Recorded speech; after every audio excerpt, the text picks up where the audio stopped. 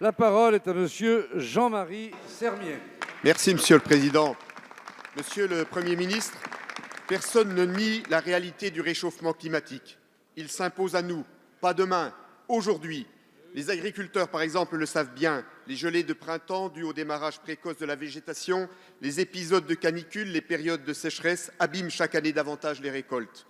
En montagne, on constate une baisse de l'enneigement. Dans les forêts, ce sont les scolytes profitant de la hausse des températures qui ravagent les massifs d'épicéas. Ces constats partagés nous obligent tous, nous obligent à refuser les idéologies, nous obligent à agir pour l'environnement avec pragmatisme et avec ambition. Dans le domaine, par exemple, de l'énergie, on a trop entendu de discours antinucléaires, alors que le nucléaire est une énergie décarbonée pilotable. Soyons cohérents, défendons le maintien du parc existant et investissons sur de nouvelles générations d'EPR pour réduire notre empreinte carbone. Dans le domaine du logement, on a trop confondu politique sociale et politique environnementale. Soyons ambitieux, investissons massivement dans l'isolation de nos bâtiments. Dans le domaine du transport, certains nouveaux maires veulent parquer les voitures aux portes des grandes villes. Le problème, ça n'est pas la voiture, le problème, c'est la pollution. Engageons un plan ambitieux de développement des véhicules propres, en particulier à l'hydrogène. Développons le ferroviaire, réhabilitons les petites lignes, mais aussi le tunnel Lyon-Turin. Développons le fluvial et notamment le canal Seine-Nord-Europe. Ces orientations devraient dépasser les clivages politiques.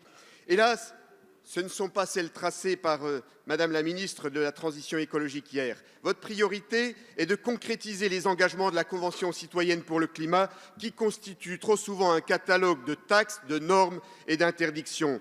Nous ne voulons pas d'une écologie punitive qui opposerait la planète à l'humain, celle qui, au fond, veut la décroissance. Monsieur le Premier ministre, pensez-vous, comme nous, que la France doit concilier la croissance et la lutte contre le réchauffement climatique? La parole est à madame Barbara Pompili, ministre de la Transition écologique. Merci Monsieur le Président. Cher Jean-Marie Sermier, un plaisir de vous retrouver toujours aussi en verve et quelque part un peu triste de vous quitter parce que nous avons fait un beau travail ensemble au sein de la Commission du développement durable et de l'aménagement du territoire de l'Assemblée nationale.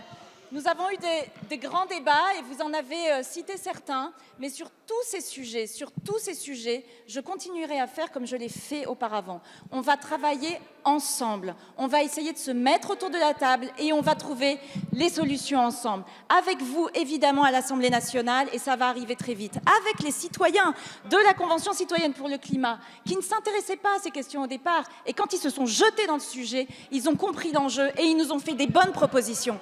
Avec les territoires, en lien avec Jacqueline Gourault, évidemment, parce qu'on ne peut pas réussir la transition écologique si on ne la fait pas sur les territoires. Donc on va réunir, évidemment, les élus locaux pour pouvoir travailler.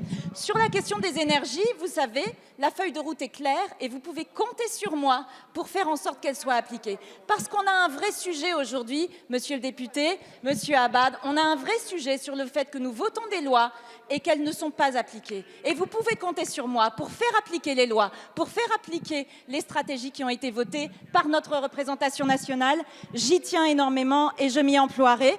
Vous avez oublié le sujet de l'économie circulaire, sur laquelle je salue le travail de Brune Poirson, qui a vraiment fait un bon boulot sur le sujet et que nous allons également continuer. Voilà, les enjeux sont là, la relance, l'application de la Convention citoyenne pour le climat, le travail sur les territoires, du concret, c'est sur ça qu'on va bosser. Merci madame la ministre.